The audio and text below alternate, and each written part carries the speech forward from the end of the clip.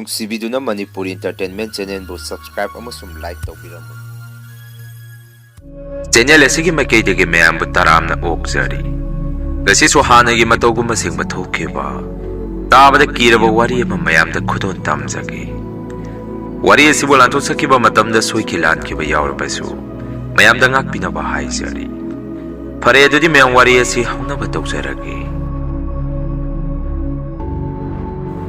ꯑꯩꯒꯤ ꯏꯃꯤꯡ ꯆꯤꯠꯇꯔꯟꯖꯟ ꯀꯧꯖꯩ꯫ ꯋꯥꯔꯤꯁꯤꯒꯤ ꯊꯧꯗꯣꯛꯁꯤ ꯍꯧꯖꯤꯛꯁꯨ ꯃꯐꯝ ꯑꯗꯨꯗ ꯑꯗꯨꯃꯛ ꯊꯣꯛꯂꯤ ꯍꯥꯏꯕ ꯇꯥꯏ꯫ ꯑꯩ ꯏꯁꯥꯃꯛꯁꯨ ꯑꯣꯐꯤꯁ ꯑꯁꯤꯗ ꯊꯕꯛ ꯇꯧꯖꯔꯛꯄ ꯆꯍꯤ 5-6 ꯃꯄꯨꯡ ꯐꯥꯖꯔꯛꯑꯦ꯫ ꯑꯩꯒꯤ ꯑꯣꯐꯤꯁꯁꯤ ꯄ꯭ꯔꯥꯏꯚꯦꯠ ꯀꯝꯄꯅꯤ ꯑꯃꯅꯤ, ꯁꯔꯀꯥꯔꯒꯤꯗꯤ ꯅꯠꯆꯗꯦ꯫ ꯍꯧꯖꯤꯛꯅ ꯑꯣꯐꯤꯁꯁꯤꯗ ꯑꯩꯁꯦ ꯃꯦꯅꯦꯖꯔꯒꯤ ꯄꯣꯁ ꯑꯣꯏꯅ ꯂꯩꯖꯔꯤ꯫ ꯑꯁꯨꯝꯅ ꯃꯐꯝ ꯑꯁꯤꯗ ꯊꯣꯛꯏꯕ ꯊꯧꯗꯣꯛꯁꯤ ꯑꯩꯅ ꯈꯪꯂꯛꯄ ꯍꯧꯔꯛꯈꯤꯕꯁꯤ ꯑꯩꯅ ꯊꯕꯛ ꯇꯧꯔꯛꯄ ꯆꯍꯤ ꯑꯃꯃꯨꯛ ꯐꯥꯔꯛꯄ ꯃꯇꯝ ꯑꯗꯨꯗꯅꯤ꯫ ꯅꯨꯃꯤꯠꯇꯨ ꯑꯣꯐꯤꯁ ꯑꯁꯤꯒꯤ ꯍꯦꯗ ꯕ꯭ꯔꯥꯟꯁꯁꯤꯗ ꯑꯩꯁꯤ ꯄꯣꯠ ꯈꯔ ꯗꯤꯂꯤꯚꯔꯤꯒꯤ ꯁꯤꯟꯗꯣꯛ ꯁꯤꯟꯖꯤꯟ ꯌꯥꯝꯅ ꯀꯟꯅ ꯇꯧꯔꯝꯃꯤ꯫ ꯃꯇꯝꯗꯨꯁꯨ ꯑꯣꯐꯤꯁ ꯑꯋꯥꯔꯁꯨ ꯂꯣꯏꯈꯤꯗꯨꯅ ꯅꯨꯃꯤꯠ ꯇꯝꯅ ꯇꯥꯁꯜꯂꯛꯑꯝꯃꯤ꯫ ꯏꯃꯥꯟꯅꯕ ꯑꯃꯅꯁꯨ ꯑꯩꯉꯣꯟꯗ "ꯚꯥꯏ ꯆꯤꯠꯇꯔꯟꯖꯟ, ꯉꯁꯤꯒꯤꯗꯤ ꯃꯇꯥꯡ ꯑꯁꯥꯏꯗ ꯂꯣꯏꯁꯤꯜꯂꯁꯤ, ꯄꯣꯠ ꯆꯩꯁꯨ ꯌꯥꯝꯅ ꯌꯥꯝꯃꯤ꯫ ꯉꯁꯤ ꯁꯤꯟꯗꯣꯛ ꯁꯤꯟꯖꯤꯟꯁꯤ ꯍꯦꯛꯇ ꯂꯣꯏꯁꯤꯟꯕ ꯍꯥꯏꯕꯁꯤ ꯈꯔ ꯋꯥꯅ ꯊꯣꯛꯀꯅꯤ, ꯉꯝꯒꯗꯕ ꯃꯥꯟꯗꯦ꯫ ꯍꯌꯦꯡ ꯑꯣꯏꯅ ꯈꯔ ꯉꯟꯅ ꯂꯥꯛꯑꯒ ꯂꯣꯏꯁꯤꯜꯂꯁꯤ꯫ ꯅꯪꯗꯤ ꯈꯔꯕꯨ ꯐꯔꯤ, ꯑꯩꯗꯤ ꯂꯝꯁꯨ ꯂꯥꯞꯄꯤ, ꯃꯃꯥꯒꯗꯤ ꯌꯨꯝꯗ ꯍꯟꯕ ꯅꯨꯡꯉꯥꯏꯇꯦ" ꯍꯥꯏꯔꯛꯈꯤ꯫ ꯏꯃꯥꯟꯅꯕ ꯑꯁꯤꯒꯤ ꯂꯩꯐꯝꯅ ꯀꯩꯅꯧꯗꯒꯤꯅꯤ꯫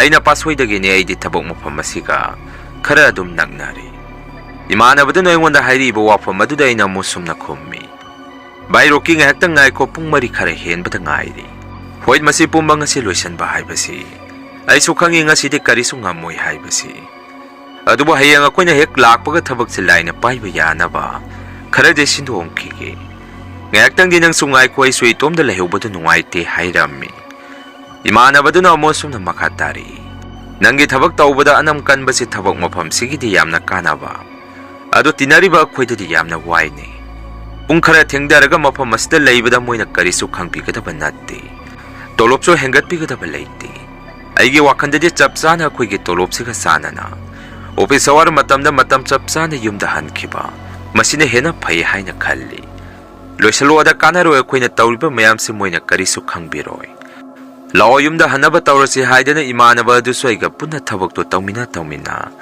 ꯃꯆꯤꯟꯗ ꯉꯥꯡꯕꯁꯨ ꯂꯦꯞꯄꯝꯗꯦ꯫ ꯀꯣꯟꯅꯗꯤ ꯏꯕꯥꯅꯤ ꯑꯗꯨꯝꯅ ꯈꯔ ꯉꯥꯡꯅ ꯊꯕꯛꯇꯨꯁꯨ ꯇꯧꯅ ꯄꯨꯡꯁꯨ ꯅꯨꯃꯤꯗꯥꯡ ꯋꯥꯏꯔꯝꯒꯤ ꯄꯨꯡ 5 ꯇꯥꯁꯜꯂꯛꯑꯝꯃꯤ꯫ ꯏꯃꯥꯟꯅꯕ ꯑꯗꯨꯒꯤ ꯃꯇꯧ ꯑꯗꯨꯗ ꯑꯩꯁꯨ ꯅꯨꯡꯉꯥꯏꯔꯛꯇꯕꯗꯒꯤ ꯑꯁꯨꯝꯅ ꯑꯃꯨꯛ ꯍꯥꯏꯔꯝꯃꯤ, "ꯐꯔꯦꯁꯦ, ꯅꯪ ꯍꯟꯈ꯭ꯔꯣ, ꯑꯩꯁꯨ ꯍꯜꯂꯒꯦ꯫ ꯅꯪꯒ ꯑꯩꯒꯤꯒ ꯊꯕꯛꯀꯤ ꯄꯣꯠꯁꯦ ꯆꯞ ꯃꯥꯟꯅꯔꯝꯃꯒꯗꯤ ꯐꯒꯗꯕꯅꯤ꯫ ꯑꯩꯅ ꯊꯕꯛꯁꯤꯗ ꯊꯋꯥꯏ ꯌꯥꯝꯅ ꯌꯥꯎꯔꯨꯕꯒꯤꯁꯨ ꯅꯠꯇꯦ, ꯍꯌꯦꯡ ꯑꯩꯅ ꯋꯥꯒꯗꯕꯗꯣ ꯑꯗꯨꯒꯤꯅꯤ꯫ ꯑꯩꯅ ꯉꯁꯤ ꯌꯥꯔꯤꯕ ꯃꯈꯩ ꯂꯣꯏꯁꯤꯟꯅꯕ ꯍꯣꯠꯅꯔꯤꯕꯁꯤ꯫ ꯐꯔꯦ, ꯅꯪ ꯍꯟꯈ꯭ꯔꯣ" ꯍꯥꯏꯒꯨꯝꯅ ꯄꯨꯡꯁꯨ ꯊꯦꯡꯖꯜꯂꯛꯏ꯫ ꯑꯩꯗꯤ ꯉꯥꯏꯍꯥꯛ ꯃꯤꯅꯤꯠ 10 20 ꯂꯩꯊꯍꯧꯈꯤꯒꯦ, "ꯆꯠꯂꯝꯃꯣ ꯅꯪ" ꯍꯥꯏꯔꯝꯃꯤ꯫ ꯏꯃꯥꯟꯅꯕ ꯑꯗꯨꯅ ꯑꯃꯨꯛ, "ꯍꯣꯏ ꯚꯥꯏ, ꯅꯪ ꯁꯥꯎꯅꯨꯀꯣ, ꯑꯩꯁꯨ ꯂꯝꯁꯦ ꯅꯣꯏꯗꯧꯅ ꯁꯥꯏꯗꯒꯤ ꯑꯣꯏꯔꯝꯃꯒꯗꯤ ꯐꯕ" ꯑꯩꯅ ꯈꯔ ꯑꯃꯨꯛ ꯍꯥꯏꯗꯔꯦ꯫ ꯑꯩ ꯆꯠꯂꯦ꯫ "ꯑꯗꯣ ꯅꯪꯁꯨ ꯃꯐꯝ ꯑꯁꯤꯗꯗꯤ ꯀꯨꯏꯅꯗꯤ ꯂꯩꯖꯔꯨꯅꯨ ꯅꯇꯣꯝꯗ, ꯖꯒꯥꯁꯤ ꯈꯔꯗꯤ ꯍꯥꯏꯅꯕꯅꯤꯀꯣ꯫ ꯑꯗꯣ ꯑꯩꯕꯨꯗꯤ ꯑꯃꯨꯛꯐꯥꯎ ꯊꯦꯡꯅꯗ꯭ꯔꯤ." "ꯑꯩ ꯆꯠꯂꯦ, ꯐꯥꯒꯤ ꯅꯠꯇꯦꯀꯣ ꯑꯩꯅ ꯍꯥꯏꯔꯤꯁꯦ, ꯅꯇꯣꯝꯗ ꯀꯨꯏꯅꯗꯤ ꯃꯐꯝ ꯑꯁꯤꯗ ꯂꯩꯖꯔꯨꯅꯨ" ꯋꯥꯐꯝ ꯑꯁꯤ ꯍꯥꯏꯔꯝꯗꯨꯅ ꯏꯃꯥꯟꯅꯕ ꯑꯗꯨ ꯊꯦꯡꯉꯦ ꯍꯥꯏꯗꯅ ꯃꯌꯨꯝꯗ ꯍꯟꯈꯤ꯫ ꯑꯩꯁꯨ ꯃꯥꯒꯤ ꯋꯥꯍꯩꯁꯤꯡ ꯑꯗꯨꯗ ꯀꯌꯥ ꯄꯨꯛꯅꯤꯡ ꯆꯪꯉꯨꯗꯦ꯫ ꯑꯩꯒꯤ ꯇꯧꯐꯝ ꯊꯣꯛꯄ ꯊꯕꯛꯇꯨ ꯂꯦꯞꯇꯅ ꯑꯗꯨꯝ ꯇꯧꯔꯝꯃꯤ꯫ ꯉꯥꯏꯍꯥꯛꯀꯤ ꯃꯇꯨꯡꯗꯗꯤ ꯃꯐꯝꯗꯨꯒꯤ ꯏꯪꯈꯣꯜꯗꯨꯒꯤ ꯃꯄꯨ, ꯍꯥꯏꯕꯗꯤ ꯍꯥꯟꯅ ꯖꯒꯥꯁꯤꯒꯤ ꯏꯪꯈꯣꯜ ꯃꯄꯨ ꯑꯣꯏꯔꯝꯕ ꯑꯍꯜ ꯑꯃ ꯑꯩꯒꯤ ꯏꯅꯥꯛꯇ ꯑꯃꯨꯛ ꯆꯪꯉꯛꯈꯤ꯫ ꯑꯍꯜ ꯑꯗꯨ ꯋꯥꯁꯨ ꯉꯥꯡꯗꯦ, ꯇꯨꯃꯤꯟꯅ ꯑꯩꯒꯤ ꯏꯅꯥꯛꯇ ꯆꯪꯉꯛꯑꯒ ꯑꯩꯒꯤ ꯇꯨꯡꯗ ꯂꯦꯞꯄꯒ ꯑꯩꯉꯣꯟꯗ ꯃꯨꯟꯅ ꯌꯦꯡꯉꯒ ꯂꯩꯔꯝꯃꯤ꯫ ꯑꯩꯁꯨ ꯃꯥꯏ ꯁꯠ ꯂꯥꯎꯅ ꯂꯩꯊꯣꯔꯛꯄꯒ ꯃꯄꯥ ꯍꯦꯛ ꯆꯥꯔꯨꯗꯅ ꯑꯍꯜ ꯑꯗꯨꯅ ꯂꯩꯔꯝꯂꯤꯕ ꯃꯇꯧ ꯑꯗꯨꯒ ꯑꯩꯗꯤ ꯏꯁꯥꯗ ꯄꯨꯈꯪ ꯍꯦꯛ ꯈꯪꯉꯝꯃꯤ꯫ ꯑꯩꯅꯁꯨ, "ꯄꯥꯕꯨꯡ, ꯑꯩꯗꯤ ꯈꯪꯉꯨꯔꯦ, ꯆꯪꯉꯣ ꯄꯥꯕꯨꯡ, ꯁꯤꯗ ꯐꯝꯃꯨ" ꯍꯥꯏꯔꯝꯃꯤ꯫ ꯑꯍꯜ ꯑꯗꯨꯅ ꯑꯃꯨꯛ, "ꯌꯥꯔꯅꯤꯗ, ꯑꯩꯁꯨ ꯃꯄꯥꯟꯗ ꯁꯨꯝ ꯊꯣꯔꯛꯄꯗ ꯅꯈꯣꯏ ꯑꯣꯐꯤꯁ ꯃꯅꯨꯡꯁꯤꯗ ꯀꯣꯛ ꯃꯈꯣꯜ ꯑꯃ ꯇꯥꯏ ꯍꯥꯏꯗꯅ ꯑꯩꯗꯤ ꯁꯨꯝ ꯆꯪꯉꯛꯄꯅꯤ꯫ ꯅꯍꯥꯟꯈꯩꯗꯤ ꯑꯣꯐꯤꯁꯁꯤ ꯉꯟꯅ ꯂꯣꯟꯁꯤꯜꯂꯤꯗꯅ ꯑꯗꯨꯗ ꯁꯨꯝ ꯆꯪꯉꯛꯄꯅꯤ꯫ ꯑꯩꯁꯨ ꯊꯣꯛꯑꯒꯦ, ꯑꯗꯣ ꯅꯇꯣꯝꯇ ꯉꯥꯏꯔꯕꯣ" ꯍꯪꯉꯛꯈꯤ꯫ ꯑꯩꯅ ꯑꯃꯨꯛ, "ꯍꯣꯏ ꯄꯥꯕꯨꯡ, ꯉꯁꯤꯗꯤ ꯏꯇꯣꯝꯇ ꯉꯥꯏꯔꯦ, ꯍꯜꯂꯅꯤ, ꯑꯩꯁꯨ ꯊꯕꯛ ꯈꯔ ꯌꯥꯝꯕꯁꯤꯗ ꯉꯁꯤꯗꯤ ꯈꯔ ꯊꯦꯡꯉꯦ" ꯍꯥꯏꯔꯝꯃꯤ꯫ ꯑꯍꯜ ꯑꯗꯨꯅ ꯑꯃꯨꯛ, "ꯑꯣ, ꯐꯔꯦ, ꯑꯗꯣ ꯅꯪꯁꯨ ꯀꯨꯏꯅꯗꯤ ꯂꯩꯊꯔꯅꯨ, ꯁꯠ ꯍꯟꯈꯤꯅꯕ ꯇꯧꯔꯣ, ꯅꯇꯣꯝꯗꯗꯤ ꯂꯩꯔꯨꯅꯨ" ꯋꯥꯍꯩ ꯑꯁꯤ ꯑꯩꯉꯣꯟꯗ ꯃꯨꯟꯅ ꯌꯦꯡꯗꯨꯅ ꯍꯥꯏꯔꯝꯂꯒ ꯑꯍꯜ ꯑꯗꯨ ꯑꯃꯨꯛ ꯊꯣꯛꯈꯤ꯫ ꯀꯣꯟꯅꯗꯤ ꯑꯩꯁꯨ ꯍꯧꯖꯤꯛꯀꯤ ꯑꯍꯜ ꯑꯗꯨꯒꯤ ꯋꯥꯐꯝ ꯑꯗꯨꯗ ꯋꯥꯈꯜ ꯑꯃ ꯇꯧꯔꯝꯃꯤ꯫ ꯀꯩꯅꯣ ꯍꯧꯖꯤꯛ ꯃꯥꯅ ꯍꯥꯏꯔꯝꯂꯤꯗꯨꯕꯣ? ꯅꯇꯣꯝꯗ ꯂꯩꯔꯨꯅꯨ, ꯁꯠ ꯍꯟꯈꯤꯅꯕ ꯇꯧꯔꯣ ꯍꯥꯏꯔꯤꯁꯤꯕꯣ? ꯃꯐꯝ ꯑꯁꯤꯗꯕꯨ ꯀꯩ ꯂꯩꯕꯖꯥꯠꯅꯣ? Hera hujing matamsidabo karaidagi bunno. Lambian matay migi mi krik inaba mapamasidabo. Parese iso hanaba tawrage hayeng amuk loisalage haidana. Aiso ay na tawramliba tabag singado mapam sana sindu omaga. Office ki ka singado may loy na mutalami. Aduga iso office ki mamangi thongado solon salami. Matamado day na ler makadomda. Posa magong law na makado on takiba makola may nataraki. Aiso makola do tabad isada karak kangami. Wakanda so makada kari muk tarapazano. Ay bo muk sose hangtoga yenguk sila nadraga. Yumda dum hankrasira. Kari so era moida yumda dum hankrage kanduna. Ay se sodo lon salamaga torage haidana. May salaw na lay torok pada amuk kasway na. Auzi wayda layramba ka dumaktada angak pamatawa mada. Potsay kara makada matang manaw naina. Gonggang saptra mada makon kara taraki. Handakti iso isada angak pahaybada oiki. Imanaba duna hayramba wapam aduga haladuki mataw dumaka. Aiso kara di isada kautag sarami. Changaga yengu sila natraga dumsat kara sila kalami. Adubo amok kanda kanjaluraga. Aruba posay gumbay na tampam sada na tanambadagi. Ontarak po weramaga de hayeng ay konti sani kanduna. Ay siya tana loy silamba suodo tamna muhang towaga. Nga say na leramba ka manung adu da muktam na sangami. Ay gikagi may diso on tawra ka talami. Matamado da oirami ba matawado ubaday di isada angak pahay ba da oiki. Matagtay na po say kaya matanggalam ba do. Makada loy na on tara ka lerami. Tebal na do da suway na mapam sana sinduwa ka tanamba. Siya sang singa do so makada loy na tara ka lerami. Isa itom da suwasum na kanjarami. Kanino tawron mi ba matawa sibo. Kanana uri pa zano sibo.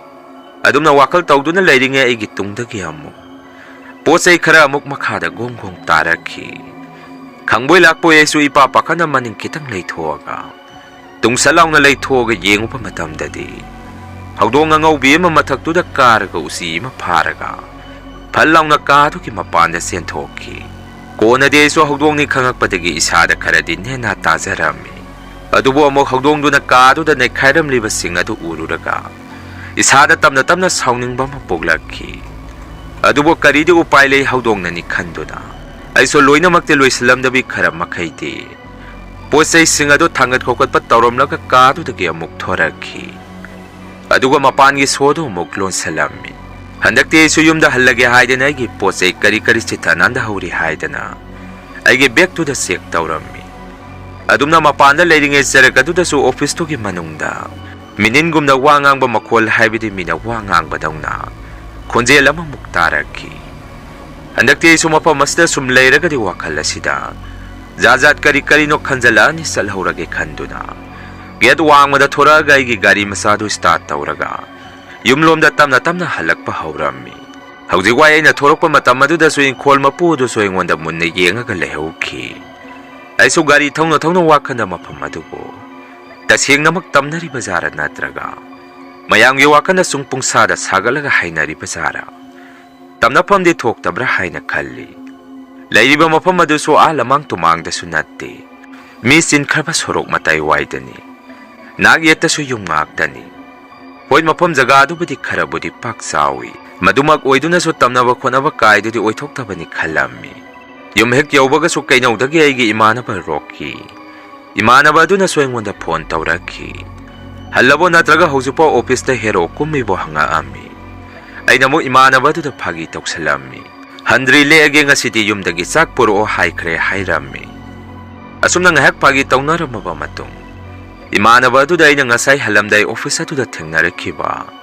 Mataw singa do wari sarami. Imana ba do di karaga kigan bagay gi wari do da manadi. Nang so teng nare jaga do tamnay masakuda ba po sa kamana. Potse leng batawi hay bani. Bay nang buto teng nare hay raki. Ay na mo hoy bay na koy mayam na hay na babuto budi teng nare.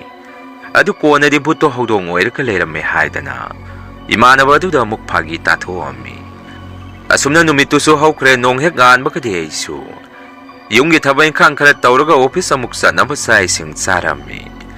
Bawagay maga na so tiyang na halakano. Nga nahalak na bataw ngarang tingi do na karigin o hangaki. Ay sa tuminalay yata tawbo ni Hiram do na mukloy sa laga. Office na muklami. ꯑꯩꯅ office ꯃꯐꯝ ꯍꯦꯛ ꯌꯧꯔꯛꯄꯒꯗꯤ ꯑꯣꯐꯤꯁꯇꯨꯒꯤ staff ꯍꯥꯏꯕꯗꯤ ꯑꯩꯈꯣꯏꯒꯤ ꯃꯊꯛꯇ ꯂꯩꯕ ꯁꯥꯔ ꯈꯔꯅ ꯑꯩꯉꯣꯟꯗ ꯑꯁꯨꯝꯅ ꯍꯥꯏꯔꯛꯈꯤ, ꯆꯤꯠꯇꯔꯟꯖꯟ, ꯀꯩꯅꯣ ꯅꯣꯏꯅ ꯂꯩꯕ ꯀꯥꯁꯤꯡ ꯑꯁꯤ ꯆꯪꯉꯨꯕꯗ ꯄꯣꯠꯆꯩꯁꯤꯡꯁꯦ ꯂꯣꯏꯅ ꯆꯈꯥꯏꯔꯝꯃꯤꯁꯤ? ꯉꯔꯥꯡ ꯅꯈꯣꯏꯗꯤ ꯀꯝꯇ ꯂꯣꯏꯁꯤꯜꯂꯝꯗ꯭ꯔꯕ ꯃꯥꯜꯂꯦ ꯍꯥꯏꯗꯅ ꯑꯩꯉꯣꯟꯗ ꯉꯥꯡꯉꯛꯈꯤ꯫ ꯑꯩꯅꯁꯨ ꯑꯃꯨꯛ, ꯁꯥꯔ, ꯑꯩꯅꯗꯤ ꯐꯖꯅꯗꯤ ꯂꯣꯏꯁꯤꯜꯂꯝꯕꯅꯤ꯫ ꯃꯈꯣꯏ ꯑꯁꯥꯏꯒꯤ ꯌꯨꯝꯂꯛꯀꯤ ꯍꯧꯗꯣꯡ ꯑꯃ ꯑꯣꯐꯤꯁ ꯑꯁꯤꯗ ꯆꯪꯕ ꯃꯥꯜꯂꯤ꯫ ꯍꯧꯗꯣꯡꯅ ꯇꯧꯔꯝꯕꯅꯤ, ꯑꯩꯅꯗꯤ ꯂꯣꯏꯁꯤꯜꯂꯝꯕꯅꯤ ꯍꯥꯏꯔꯝꯃꯤ꯫ ꯑꯗꯨꯕꯨ ꯑꯩꯅ ꯐꯅ ꯑꯁꯦꯡꯕ ꯍꯥꯏꯔꯕꯁꯨ ꯃꯊꯛ ꯊꯣꯡꯕꯁꯤꯡ ꯑꯗꯨꯅꯗꯤ ꯑꯩꯒꯤ ꯋꯥꯐꯝ ꯑꯗꯨ ꯀꯌꯥ ꯊꯥꯖꯕꯤꯔꯝꯗꯦ꯫ ꯑꯩꯈꯣꯏꯅ ꯂꯣꯏꯁꯤꯜꯂꯝꯗꯅ ꯌꯨꯝꯗ ꯍꯟꯕ ꯇꯥꯈꯤ꯫ ꯋꯥꯈꯟꯗꯁꯨ ꯉꯔꯥꯡ ꯏꯃꯥꯟꯅꯕ ꯔꯣꯀꯤꯅ ꯑꯩꯉꯣꯟꯗ ꯍꯥꯏꯔꯛꯈꯤꯕ ꯋꯥꯐꯝ ꯑꯃ ꯅꯤꯡꯁꯤꯡꯉꯛꯈꯤ꯫ ꯚꯥꯏ, ꯐꯅ ꯑꯩꯈꯣꯏꯅ ꯑꯍꯦꯟꯕ ꯃꯐꯝ ꯑꯁꯤꯗꯁꯨ ꯅꯣꯝꯃꯤꯁꯦ ꯃꯈꯣꯏꯅꯗꯤ ꯎꯕꯤꯕ ꯈꯪꯕꯤꯒꯗꯕ ꯅꯠꯇꯦ, ꯀꯔꯤꯁꯨ ꯀꯥꯟꯅꯔꯣꯏ ꯍꯥꯏꯔꯛꯈꯤꯕ ꯋꯥꯐꯝ ꯑꯗꯨ ꯅꯤꯡꯁꯤꯡꯉꯛꯑꯝꯃꯤ꯫ ꯑꯗꯨꯕꯨ ꯑꯩꯅ ꯇꯧꯖꯔꯤꯕ ꯄꯨꯝꯕꯁꯦ ꯑꯩꯒꯤ ꯄꯨꯛꯅꯤꯡ ꯂꯧꯁꯤꯡ ꯑꯣꯏꯖꯍꯧꯔꯒꯦ ꯈꯟꯗꯨꯅ ꯑꯩꯁꯨ ꯏꯁꯥꯗ ꯄꯦꯟꯗꯕ ꯑꯁꯥꯎꯕꯗꯨ ꯈꯔ ꯃꯈꯩꯗꯤ ꯐꯥꯊꯖꯔꯝꯃꯤ꯫ ꯀꯥ ꯑꯗꯨꯗꯁꯨ ꯑꯩꯅ ꯆꯪꯉꯛꯄ ꯃꯇꯝꯗꯁꯨ ꯍꯧꯗꯣꯡꯅ ꯃꯥꯟꯗꯕ ꯃꯤ ꯑꯃ ꯆꯪꯉꯒ ꯇꯝꯅꯅ ꯇꯧꯔꯝꯕ ꯊꯕꯛ ꯊꯧꯑꯣꯡ ꯈꯔ ꯃꯥꯟꯕ ꯃꯇꯧ ꯈꯔꯁꯨ ꯑꯩꯅ ꯃꯐꯝ ꯑꯗꯨꯗ ꯊꯦꯡꯅꯔꯝꯃꯤ꯫ ꯍꯥꯏꯕꯗꯤ ꯂꯨꯝꯈ꯭ꯔꯕ ꯄꯣꯠꯆꯩ ꯍꯧꯗꯣꯡꯅ ꯐꯅ ꯃꯊꯛꯇ ꯀꯥꯔꯒ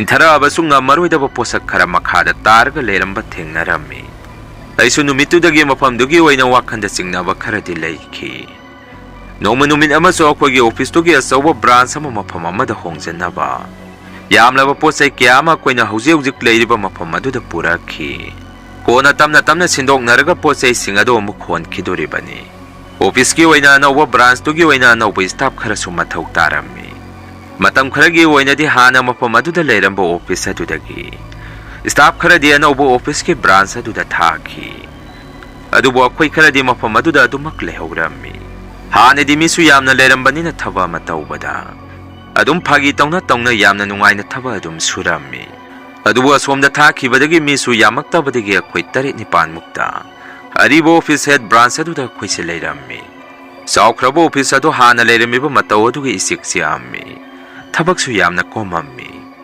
ꯑꯩꯈꯣꯏꯁꯦ ꯊꯕꯛ ꯂꯩꯇꯕꯅꯤꯅ ꯌꯨꯝꯗ ꯃꯇꯝ ꯈꯔꯗꯤ ꯉꯟꯅ ꯑꯗꯨꯝ ꯍꯜꯂꯝꯃꯤ꯫ ꯅꯣꯡꯃꯗꯤ ꯏꯃꯥꯟꯅꯕ ꯔꯣꯀꯤꯅ ꯑꯩꯉꯣꯟꯗ ꯈꯔ ꯉꯜꯂꯞꯅ ꯐꯣꯟ ꯇꯧꯔꯛꯈꯤ꯫ ꯚꯥꯏ, ꯉꯁꯤꯗꯤ ꯑꯣꯐꯤꯁꯇ ꯆꯥꯛ ꯄꯨꯅꯔꯛꯁꯤ ꯍꯥꯏꯅꯩ꯫ ꯅꯪꯁꯨ ꯆꯥꯛ ꯄꯨꯔꯛꯑꯣ, ꯍꯣꯔꯦꯟ ꯍꯣꯇꯦꯜꯗꯒꯤ ꯏꯟꯁꯥꯡ ꯑꯍꯥꯎꯕ ꯈꯔ ꯂꯩꯔꯒ ꯆꯥꯁꯤ ꯍꯥꯏꯔꯛꯈꯤ꯫ ꯑꯩꯅ ꯑꯃꯨꯛ ꯌꯥꯔꯣꯏꯗ, ꯇꯜꯂꯤ, ꯑꯩꯗꯤ ꯌꯨꯝꯗꯒꯤ ꯑꯗꯨꯝ ꯆꯥꯔꯒꯦ, ꯑꯩꯈꯣꯏꯒꯤꯗꯤ ꯏꯟꯁꯥꯡꯁꯨ ꯍꯥꯎꯇꯦ, ꯅꯣꯏ ꯑꯗꯨꯝ ꯄꯨꯅꯔꯛꯑꯒ ꯆꯥꯖꯔꯣ, ꯑꯩꯗꯤ ꯄꯨꯔꯛꯄ ꯇꯜꯂꯤ ꯍꯥꯏꯔꯝꯃꯤ꯫ ꯅꯨꯃꯤꯠꯇꯨ ꯑꯩꯗꯤ ꯆꯥꯛꯁꯨ ꯄꯨꯔꯝꯗꯦ, ꯌꯨꯝꯗꯒꯤ ꯑꯗꯨꯝ ꯆꯥꯔꯒ ꯆꯠꯂꯝꯃꯤ꯫ ꯏꯃꯥꯟꯅꯕ ꯑꯇꯩ ꯀꯥꯡꯕꯨꯁꯤꯡ ꯑꯗꯨꯗꯤ ꯃꯈꯣꯏꯗꯤ ꯆꯥꯛ ꯂꯣꯏꯅ ꯄꯨꯅꯔꯛꯑꯝꯃꯤ꯫ ꯑꯩꯁꯨ ꯃꯈꯣꯏꯅ ꯆꯥꯁꯤ ꯍꯥꯏꯔꯛꯈꯤ꯫ ꯑꯗꯨꯕꯨ ꯑꯩꯗꯤ ꯌꯨꯝꯗꯒꯤ ꯆꯥꯔꯛꯄꯗ ꯉꯥꯏꯔꯤꯕꯅꯤꯅ ꯆꯥꯔꯔꯣꯏ ꯍꯥꯏꯗꯅ ꯆꯥꯔꯝꯗꯦ꯫ ꯃꯈꯣꯏꯗꯤ ꯍꯣꯇꯦꯜꯗꯒꯤ ꯁꯥ ꯉꯥ ꯑꯊꯣꯡꯕ ꯂꯩꯗꯅ ꯆꯥꯛꯇꯨ ꯆꯥꯔꯝꯃꯤ꯫ ꯃꯇꯝ ꯑꯗꯨꯗ ꯆꯥꯛ ꯆꯥꯔꯤꯕ ꯏꯃꯥꯟꯅꯕꯁꯤꯡ ꯑꯗꯨꯒꯤ ꯃꯔꯛꯇꯒꯤ ꯏꯃꯥꯟꯅꯕ ꯑꯃ ꯃꯆꯤꯟꯗ ꯆꯥꯛ ꯆꯥꯅ ꯃꯌꯥꯝꯗ ꯑꯁꯨꯝꯅ ꯍꯥꯏꯔꯛꯈꯤ, ꯀꯨꯏꯔꯦ ꯁꯤꯒꯨꯝꯕ ꯆꯤꯟꯖꯥꯛꯁꯤ ꯆꯥꯔꯛꯇꯕ, ꯀꯅꯥꯃꯠꯇꯅꯁꯨ ꯑꯩꯕꯨ ꯄꯤꯖꯗꯦ, ꯑꯩꯅ ꯑꯔꯥꯝ ꯈꯧꯔꯥꯡꯂꯛꯄꯁꯤ ꯀꯨꯏꯔꯦ꯫ ꯑꯁꯨꯝꯅ ꯃꯆꯤꯟꯗꯒꯤ ꯑꯉꯛꯄ ꯋꯥꯍꯩ ꯈꯔꯁꯤ ꯍꯥꯏꯔꯝꯗꯨꯅ ꯆꯥꯛꯆꯥ ꯂꯛꯆꯥꯁꯤ ꯁꯥ ꯁꯟꯅ ꯆꯥꯕꯒꯤ ꯃꯑꯣꯡꯗ ꯌꯥꯝꯅ ꯍꯪꯒꯣꯏꯕ ꯆꯥꯛ ꯈꯨꯆꯥ ꯂꯛꯆꯥ ꯑꯃ ꯇꯧꯔꯛꯈꯤ꯫ ꯃꯈꯨꯠꯀꯗꯣ ꯃꯔꯩꯗꯨꯅ ꯁꯥꯡꯅ ꯂꯦꯈꯠꯂꯒ ꯃꯃꯤꯠꯇꯨ ꯎꯏꯔꯤ꯫ ꯃꯈꯣꯏꯅ ꯍꯣꯇꯦꯜꯗꯒꯤ ꯂꯩꯔꯛꯈꯤꯕ ꯁꯥ ꯌꯦꯟꯒꯤ ꯁꯔꯨ ꯁꯌꯥꯡꯗꯨ ꯄꯗ꯭ꯔꯛ ꯁꯥꯏꯕ ꯍꯧꯔꯛꯈꯤ꯫ ꯃꯥꯒꯤ ꯃꯇꯧ ꯑꯗꯨꯗ ꯑꯩꯈꯣꯏꯗꯤ ꯁꯥꯟꯅꯔꯤꯕꯣꯏ ꯅꯤꯡꯗꯨꯅ ꯑꯩꯈꯣꯏ ꯃꯌꯥꯝꯅꯁꯨ ꯍꯩꯔꯦ ꯆꯥꯛꯆꯥ ꯂꯛꯆꯥ ꯐꯥꯎꯗꯤ ꯅꯪꯁꯨ ꯐꯅꯗꯤ ꯐꯖꯔꯤꯖꯥꯅꯤ ꯍꯥꯏꯗꯅ ꯐꯥꯒꯤ ꯑꯣꯏ ꯀꯩ ꯑꯣꯏ ꯃꯌꯥꯝꯅ ꯆꯥꯕꯒꯤ ꯌꯦꯟ ꯃꯔꯨ ꯃꯔꯥꯡꯁꯤꯡ ꯑꯗꯨ ꯃꯥꯅ ꯆꯥꯔꯤꯕ ꯑꯗꯨꯒꯤ ꯃꯇꯥꯏꯗ ꯊꯝꯃꯒ ꯁꯤꯁꯨ ꯆꯥꯁꯜꯂꯨ ꯍꯥꯏꯗꯅ ꯊꯅꯝꯃꯤ꯫ ꯃꯗꯨꯁꯨ ꯃꯁꯥꯗ ꯍꯪꯒꯣꯏꯕ ꯇꯧꯗꯅ ꯌꯦꯟꯒꯤ ꯁꯔꯨ ꯁꯌꯥꯡꯁꯤꯡ ꯑꯗꯨ ꯄꯦꯗ꯭ꯔꯛ ꯂꯥꯎꯅ ꯁꯥꯏꯗꯠꯂꯒ ꯂꯣꯏꯅ ꯌꯣꯠꯁꯟꯈꯤ꯫ ꯃꯇꯧ ꯑꯗꯨꯗ ꯑꯩꯈꯣꯏꯗꯤ ꯑꯀꯤꯕ ꯑꯃꯁꯨ ꯄꯣꯛꯂꯛꯈꯤ꯫ ꯀꯔꯤꯅꯣ ꯑꯁꯤꯅ ꯇꯧꯔꯤꯁꯤꯅ? ꯑꯁꯤꯕꯨ ꯍꯥꯟꯅ ꯃꯁꯥꯗ ꯁꯥꯔꯩꯒ ꯂꯩꯕꯖꯥꯔꯥ, ꯅꯠꯇ꯭ꯔꯒ ꯂꯥꯏꯒꯤ ꯅꯨꯡꯁꯤꯠꯀ ꯂꯩꯕꯖꯥꯔꯥ, ꯃꯥꯒꯤꯁꯦ ꯅꯨꯡꯁꯤꯠ ꯀꯥꯡꯉꯛꯏꯖꯥꯔꯥ ꯍꯥꯏꯅꯔꯝꯃꯤ꯫ ꯑꯗꯨꯝꯅ ꯏꯃꯥꯟꯅꯕ ꯑꯗꯨ ꯃꯥꯅ ꯆꯥꯕ ꯊꯛꯄꯗꯨ ꯂꯣꯏꯔꯕ ꯃꯇꯨꯡ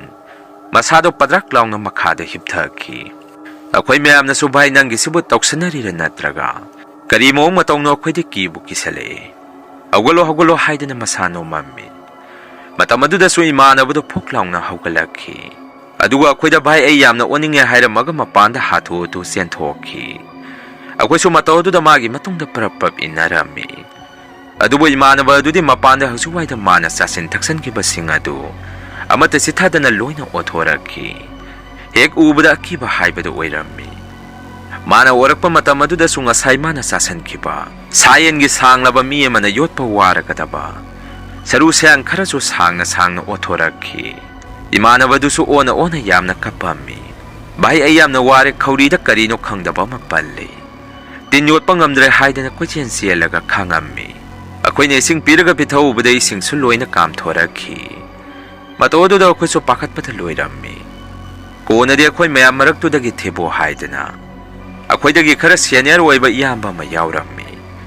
Haujiki iyamba asina akoy mayam da sumna hairakhi. Si yauraga di yengaga layba na kanararoy. Law office ki gari bensi puthoro masida hapkalaga.